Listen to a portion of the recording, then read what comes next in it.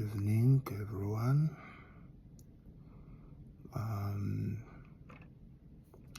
It's a bit challenging to do these videos for now because of work commitments, but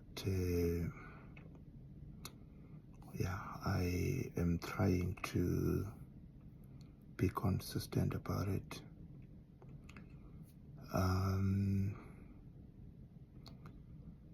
What I wanted to talk about quickly this evening, just a short video, is references.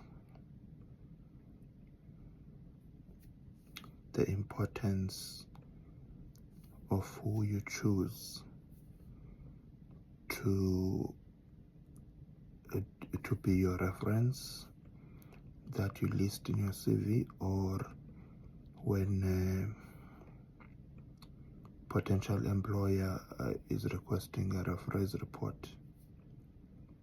It's important that the person or people that you choose, that you are 100% sure that they will not necessarily lie, but provide information that will be to your benefit, that will paint you in a good light, that will create a good picture about you to the person or people who are considering hiring you. The reason I'm saying this, I had an encounter maybe a few days back. Someone shared their CV with me, and I was looking at the references and wondering, because these are people that some of them they hadn't spoken to in quite a long time, and you don't know what a person will say about you in those circumstances. And more than that, I did a video recently, one of the videos that I've done, talking about not burning your bridges. Make sure where you work that you leave a good lasting impression, even if you're living under not so good circumstances, but don't burn your bridges.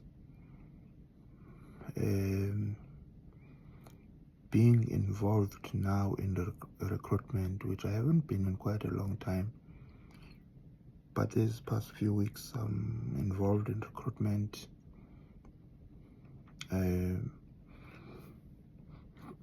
All aspects: screening CVs to see if they meet minimum requirements, shortlisting, setting questions for the panel, the interview process itself, and then the discussions after, scoring,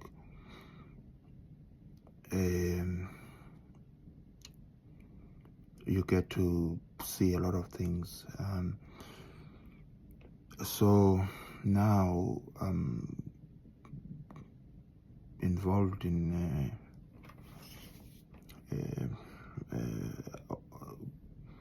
there's another process that I'm involved in currently, and to my surprise, I recognized some of the applicants, because some of them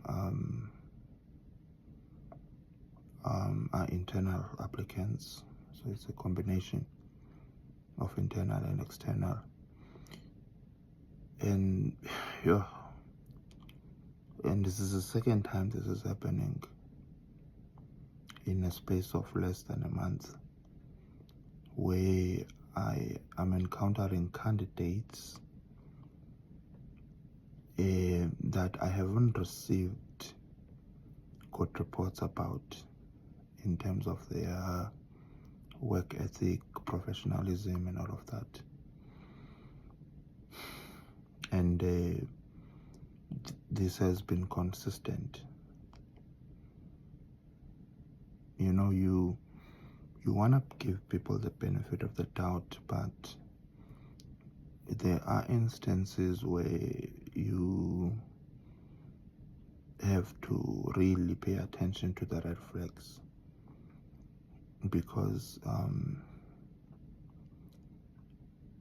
if you ignore them and take a gamble and then things don't work out, it's going to be another process to remove that person. So you don't want to go down that road. So now one is caught in a catch-22 situation, because if a person meets the minimum requirements, ideally, well, and the experience as well, ideally you should give them a chance. But obviously, depending on the number of applicants versus the number of posts, you have to make a call in terms of the reasonable number of applicants to be invited after shortlisting. You can't, I think I mentioned that we drew close to 100 applications for 3 posts, and obviously even if all of them meet the minimum requirements, but you still have to add another layer, because you're not going to interview that large number of people. That will take 2 to 3 days. We could do that if we were interviewing for the Constitutional Court, your JSC there and what.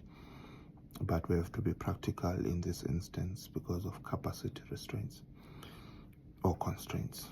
So I'm saying that, you see, now people have created bad reputations for themselves, negative perceptions, because they thought it didn't matter, that where they are is the end for them. You know, there's no other. There is no they thought that they wouldn't need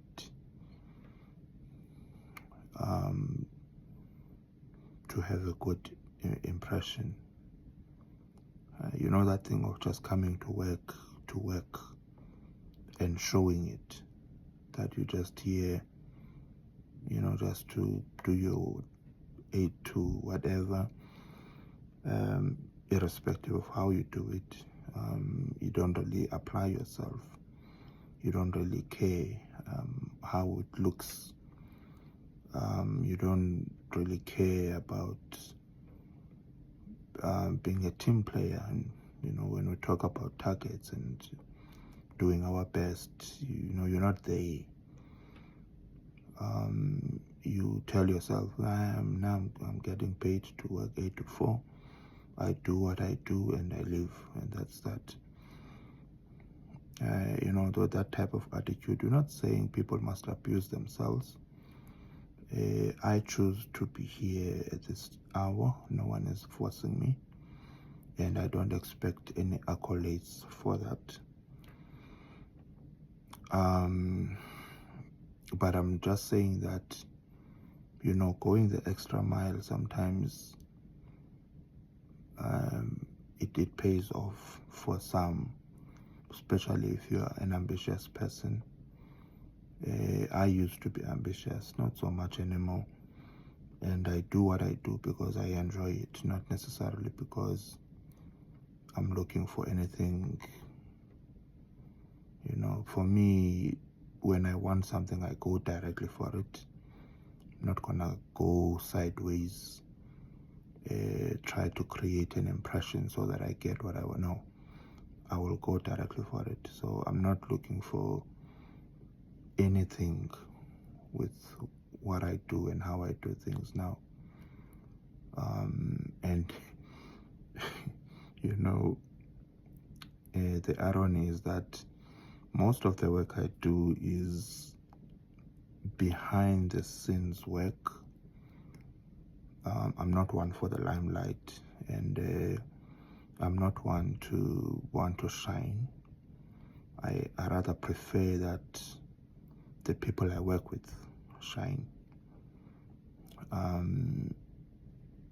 But I just do the behind the scenes work. As long as we get results, I'm good. Who gets the credit for that doesn't matter.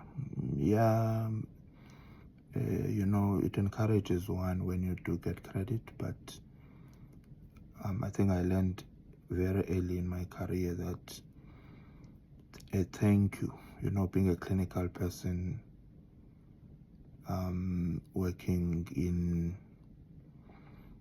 under-resourced areas with difficult clients, you learn early on that a thank you seldom comes, but when you do get it, it's appreciated.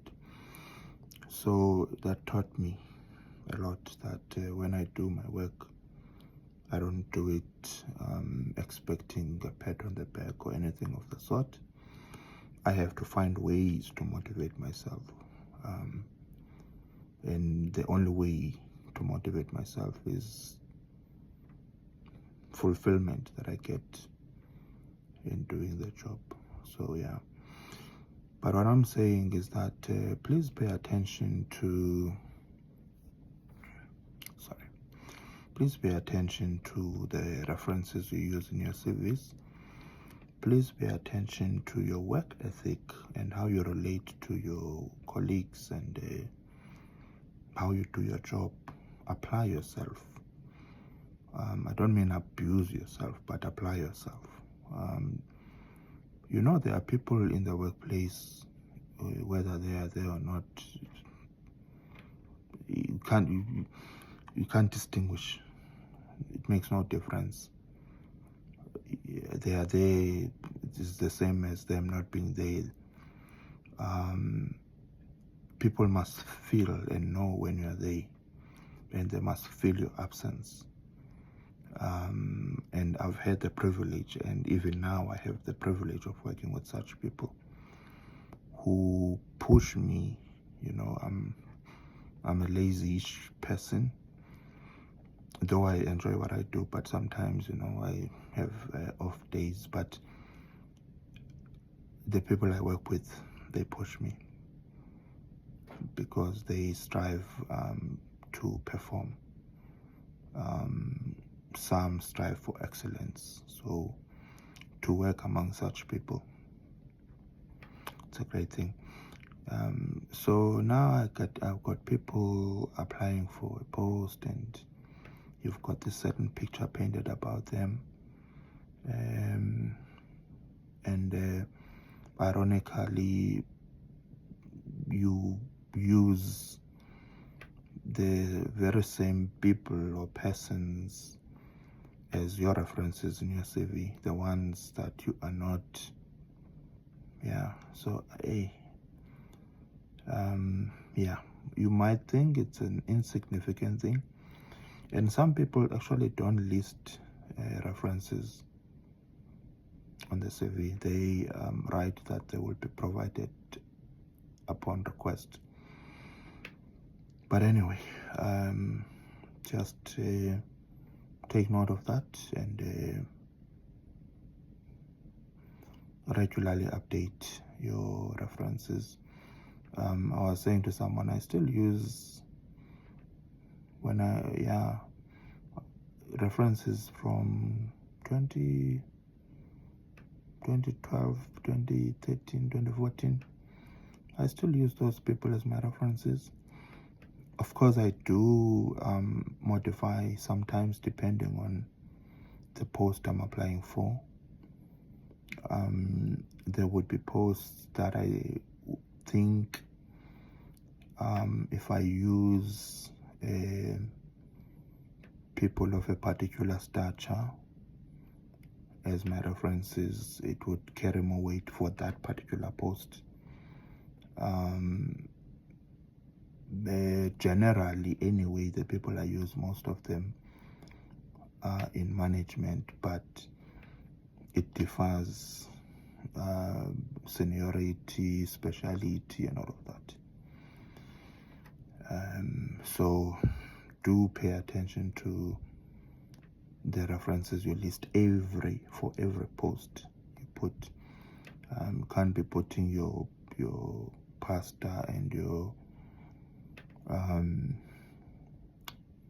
community leader and you're applying for a managerial post in a corporate company.